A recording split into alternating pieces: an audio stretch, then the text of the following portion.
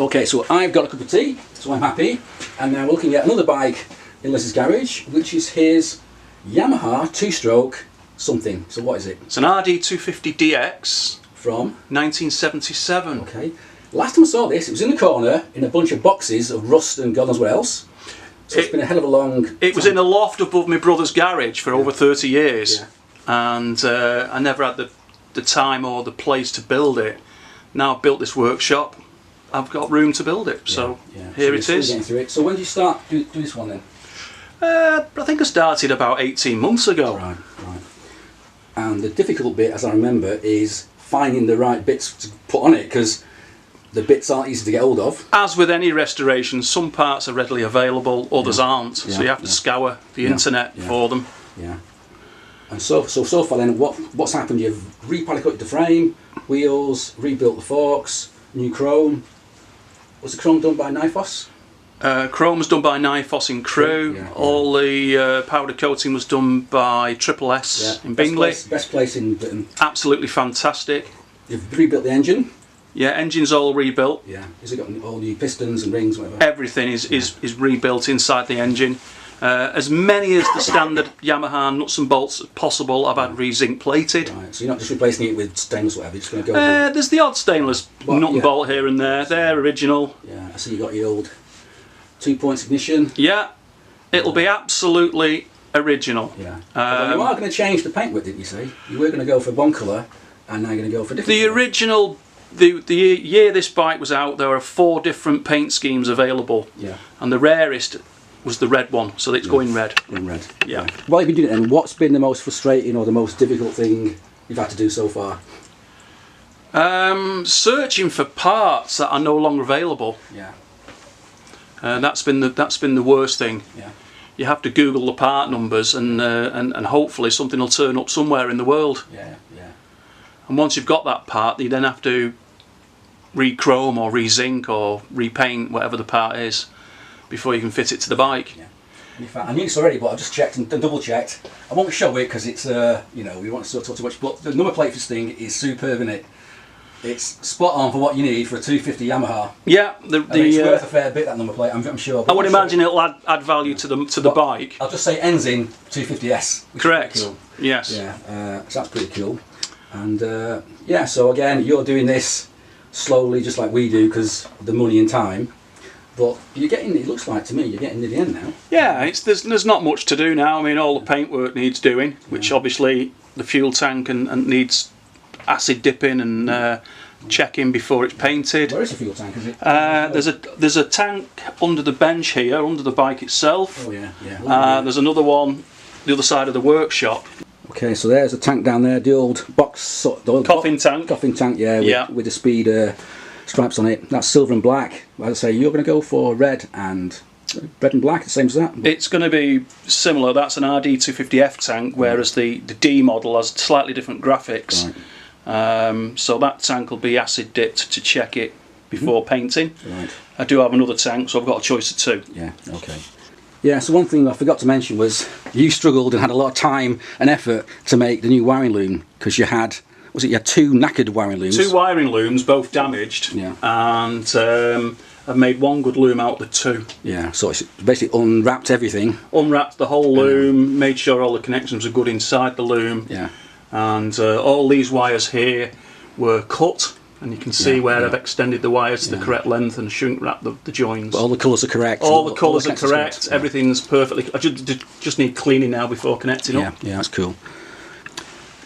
Okay, so I think we've covered the basics there. Obviously, that's just a small little look at all the work that went into doing this bike, because anybody who's done a restoration will know it takes a hell of a long time. It does. And a lot of effort. But you're getting there, and I guess you're going to finish your supercharged bike first. Yeah, the goal this year is to get these 2 bikes finished before I start my other projects. Yeah.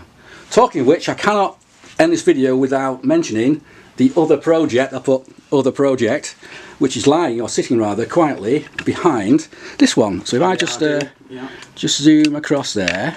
Okay, so lurking behind the Yamaha two-stroke is something much more interesting to me. Another Kawasaki. Correct. and this looks to be a Mark II Kawasaki. It is. And in fact, happen to know that bodywork is from your original bike over here, which is now supercharged. Yes. And you've kept that bodywork mint for God knows how long, since 19 whatever. 90s, yeah. Yeah. And you're now going to build a kind of big bore version of that Mark II. Correct. With a lot of mods to it. So let me just move the camera and we'll see what you've done so far. Okay, so it's a bit difficult to film because it's all tucked away in the back of the garage, but what I'm looking at here is obviously more modern wheels and brakes. Yes, ZRX 1200 rear end and front end. Yeah. Grafted into a Mark II frame, sorry. Yeah, okay, because obviously that really nice looking swing arm is also from a ZXR 12 or whatever. ZRX, yeah. ZRX, sorry, yeah. What else looking at? Nicely finished frame. I think, has this been braced? You've done a bit of work on it? No, it's had the modified top engine mount done. Yeah. But there's no other bracing. Okay, and although it's difficult to see, I'll have to take this off here. Just a minute, and we will refocus just a sec. Okay, so at the front there I'm looking at some pretty standard looking yokes and fork tubes. Yeah, it's all ZRX 1200. Oh, yeah, okay, so it's modified to suit the older frame, yeah. Yeah, so obviously you've got a stem or whatever. Yeah. And what this bike's going to have in it is not a supercharged Kawasaki inline 4, but something a bit different. So let me just refocus it yet again. Okay, so yeah, so this bike's not having a standard Z1000 Mark II engine. It's not having a supercharged engine because you've already got one. Instead, Correct. I'm looking at a block, and in fact most of the engine that bike's going to have, and that engine is what? That's a original Z1000 Mark II engine with a 1400cc big block. Yeah. Already fitted to it. Right. Came out of a drag bike that you bought some years ago. Oh yes, yeah. Foolishly I bought a turbo nitrous Z1, which never seemed to work very well, but we ended up breaking it, and you got the bits off it, yeah. So it'll be recycled and reborn in this new bike. That's fine. And it'll have power, and I've got more modern suspension, brakes, and tyres to handle it. Yeah. In fact, now that we've moved that out of the way, I can just swing across there. You can see the some powder-coated parts there, the legs, some sort of little. What's that? A torque arm for the brakes. Handlebar brace. Yeah. A few bits and pieces. And in fact, while we're here, I'll just spin the camera around one last time and I'll show you quite an unusual bike that Les has just bought recently that he's currently in love with. I'm not sure why, but he loves it. But so let's go and see that. Yeah. So anybody watching this who's quite young might think, what the hell is this? And what this is a Yamaha GTS, which is Yamaha's funny front-ended bike that was kind of going to be the start of a new design phase, a new technology for the front end, and it never really worked, did it? It worked, but it never really caught on. It works, but it didn't take off because of the initial price of the bike back when it was manufactured. Yeah. So what year is this one then? 92, okay. 93. And it has an X-up engine that came out of a 1000cc. 1000 X-up, but it's been modified, lower compression, different cams. It's more of a sort of Grand Tourer. Yeah, they've tuned it for torque as a sports tourer. Yeah. And your bike's quite lucky because it's got matching rear panniers, hasn't it? It's got the panniers that came as an optional extra. Yeah. They were on it when I bought it, yeah. So can you recall then how much this cost back in 1992? I don't know. They were about £11,000.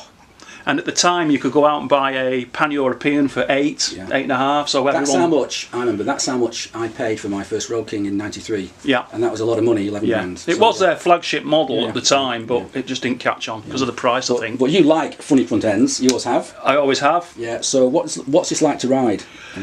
Well, I've only done 63 miles on it since buying it at the end of last year. Yeah, because it's been winter, hasn't it? Whatever. But I'm blown away by how well it handles and how planted it feels. Yeah. I mean, I've ridden thousands of bikes, and this is by far the most planted bike I've ever ridden. Yeah. It's truly groundbreaking for me. And the whole idea, of course, is it separates the steering forces from the suspension forces and braking forces. Correct. And so you can sort of dial it in however you want. You can have as much dive as you like, or as much lift as you like. They did engineer a small amount of dive, about an inch, I believe, looking at the road tests. And you do feel a little tiny bit under braking, just to give riders some feedback. Yeah, so underneath there we've got what's probably the best ZL Eliminator in the country, because most of them are rusted to hell by now. Yeah. But you're even worse than me. I thought I looked after my bikes, but you take the biscuit. You look after your bikes even better than me. And what we've got here is this, it's basically the engines from is it a GPZ? GPZ 1000 RX based, Yeah, but tuned for torque. It's shaft drive though, and it was their kind of answer to the VMAX. It came out before the VMAX, Yeah. actually, the original Eliminator. Yeah, yeah. It's kind of like, it's that same... But never had the same cult status as the VMAX in this country. Yeah. But this is kind of more, it's their version of a kind of drag bike, isn't it, for the American market? Yeah, it's a power cruiser. Yeah, and since you like drag racing and I like drag racing, It appealed to me. I guess that's why you got it, and you've still got it now. 26 years I've owned 26 that. years, yeah, and it's still pretty damn mint. Never been restored. No. Overall then, we just go wee, hang on. So you got the old supercharged Z1000 to do, that's almost there now. Yep. Customer bike, we'll ignore that one. Your Yamaha RD250D, get that right? Yep. That's next, and then next after that, your big block 1400cc kind of modern suspended Mark II. Mark II. Yeah.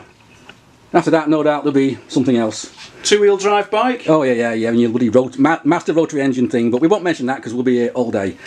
So we'll call that a day, and I think it's time for another cup of tea. So thanks for watching, and cheers. Okay, quick PS, I've just been reminded, there's yet another project bike lurking in the corner of Les's garage, and we can see here a wheel, a frame, another bloody two-stroke engine, don't like two strokes, and some boxes full of bits and bobs.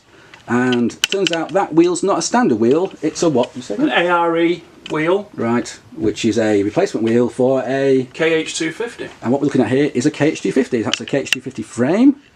Okay, so looking behind the device is that KH250 engine, it's all stripped down, awaiting restoration, but that'll be a while yet because you've got other things to do first. Right, great stuff, that's a little quick PS, and now it's definitely time for tea. Definitely. So thanks for watching, and cheers.